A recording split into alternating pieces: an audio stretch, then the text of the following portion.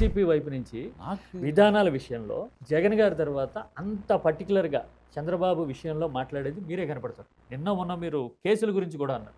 ఆరోగ్య సమస్యలు చెప్పి బెయిల్ తెచ్చుకుని తర్వాత ఇప్పుడు కేసులు కొట్టేసుకుంటున్నారు అని.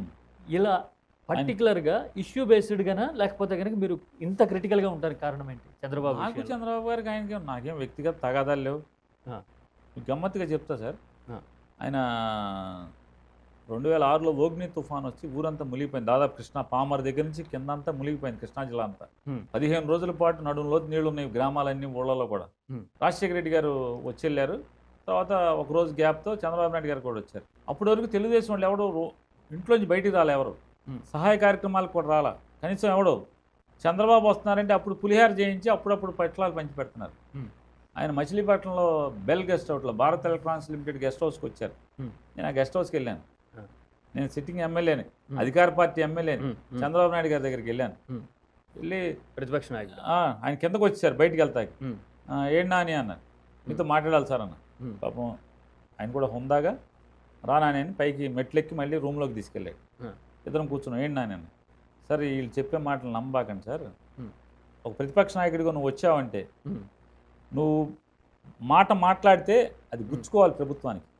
అంతేగాని ప్రభుత్వం చేసేసినవి కూడా నువ్వు చేయలేదని మాట్లాడితే ఇలా మాటలు నమ్మి ప్రభుత్వానికి నీ మాట విలువ ఉండదు. ఈ యొక్క ప్రభుత్వంలో లోపాలు ఏంటో ఎతకండి మీరు మాట్లాడి వెళ్ళండి. ఖచ్చితంగా రాజశేఖర రెడ్డి గారు మీ లోపాలని, మీరు గుర్తించిన లోపాలని సరి చేసుకుంటాడు. ప్రభుత్వం కూడా అన్నీ సక్రమంగా అమలు చేస్తుంది. ఓ ప్రతిపక్ష నాయకుడు పట్టుకున్నాడు మొన్నే అని.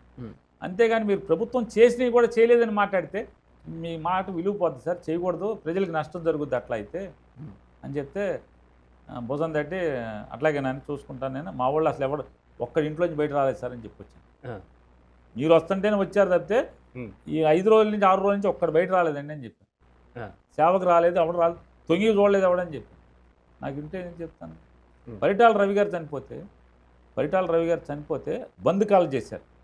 ఆ బంధుకాలలో హడావుడిగా షాపులు ఇన్ని కర్రలు పెట్టి షాపులు మూయిస్తా ఒక ఆటోకి చదువుకుని ఇంటర్మీడియట్ చదువుకున్నట్టు అమ్మాయి చచ్చిపోయింది బందర్లో. వెంటనే చంద్రబాబు నాయుడు గారు అనౌన్స్ చేశారు 50,000 అమ్మాయి మరణానికి దుఃఖపడుతూ లేకపోతే చాలా శోకతప్త హృదయంతో బాధపడుతూ వాళ్ళకి నివాళులు అర్పిస్తూ 50,000 రూపాయల కుటుంబానికి సాయం అన్నారు. 6 నెలలు అయింది, 50,000 రాలేదు. రోజు అసెంబ్లీలో వెళ్ళి చంద్రబాబు గారు రూమ్లోకి వెళ్ళాను. ఏంటి నాని అన్నాడు. సార్ చిన్న ఇష్యూ, మీరు ఇబ్బంది పడకపోతే ఏంటి చెప్పాను. ఏది అసెంబ్లీలో ఆయన ఛాంబర్ ఉంది, మనకి విలేకరు లాబీలో లైట్ సైడ్ ఉంటుంది. అనగానే సరే ఇట్లా పరిటాల రవి గారు చనిపోయినప్పుడు ఇట్లా అమ్మాయి చనిపోయింది, మీరు 50,000 పంపిస్తా అన్నారు. వాళ్ళ పేరెంట్స్ నాతో 2-3 సార్లు ఎట్లా బాబు వాళ్ళు చెప్పారు, రాలేదు. నేను రాజశేఖర రెడ్డి గారి దగ్గర నుంచి తీసుకెళ్ళి ఇచ్చేసాను గవర్నమెంట్ నుంచి, మీది కూడా రావాలని వాళ్ళు అడుగుతున్నారు, ఏం చెప్పమంటారు వాళ్ళకి అని అన్నాను. గుర్తు చేద్దామని చెప్పాను నేను. అంటే ఆయన వెంటనే సాధారణంగా నాని మా పార్టీలో ఎట్లా ఉంటుందంటే మేము అనౌన్స్ చేస్తాం, ఆ జిల్లాలో చందాలు పోగేసుకుని వాళ్ళు ఇచ్చేస్తారు పార్టీ వాళ్ళందరూ. సాధారణంగా అది జరుగుద్ది, ఒకవేళ తప్పు జరిగి ఉంటుంది నేను సరి చేస్తానని వెంటనే దేవేంద్ర గౌడ్ గారు పక్కన కూర్చున్నాడు. చూడు వెంటనే చెక్కు రాసి ఆ ఉమాని ఉమాకి ఇచ్చి పంపించే అని చెప్పాడు. నాకు అంత దేశం ఉంటే ఎందుకు వెళ్తాను ఆయన దగ్గరికి? సార్ 14 ఏళ్ళు ముఖ్యమంత్రి చేశాడు, ఓ పెద్ద నాయకుడు. ఆయన ఏమున్నా వెన్నుపోటు పొడిచాడు, ఏం పొడిచినా ముఖ్యమంత్రి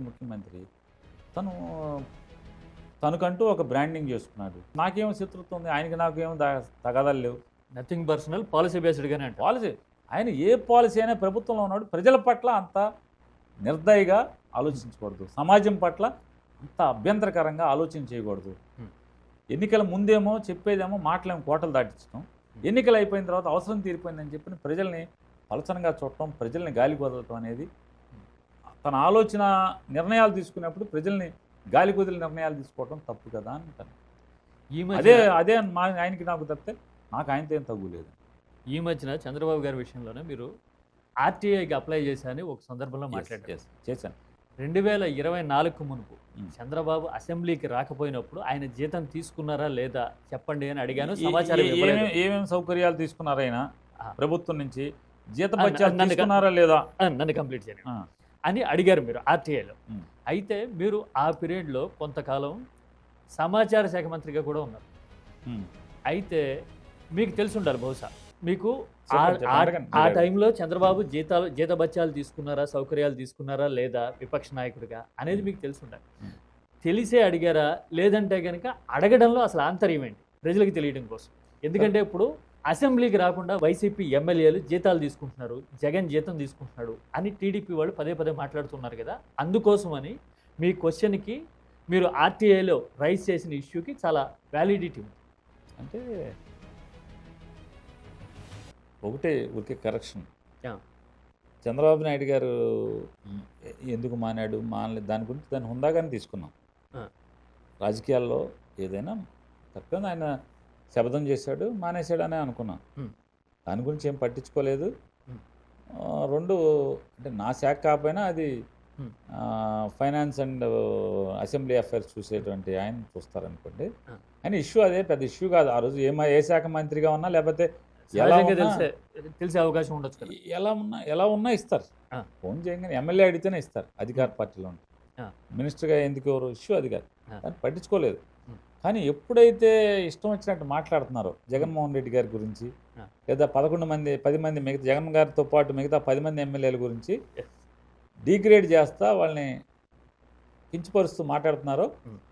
వెంటనే ఆ క్షణంలోనే ఆ రోజు మాట్లాడిన మర్నాడే వెళ్ళి కాగితం ఇచ్చి వచ్చాను. ఉమ్.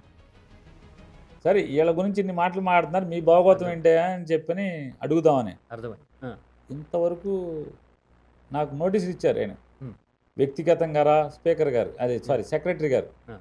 సమాచారం హక్కు వ్యక్తిగతంగా రావాల్సిన అవసరం ఏంటండి? సరే నాకు ఇంకొక ఎమ్మెల్యే చంద్రశేఖర్ ఆయన ఎమ్మెల్యే నాతో పాటు ఆయనతో కూడా పెట్టించాను. తాడిపత్రి చంద్రశేఖర్. ఆ. ఆ.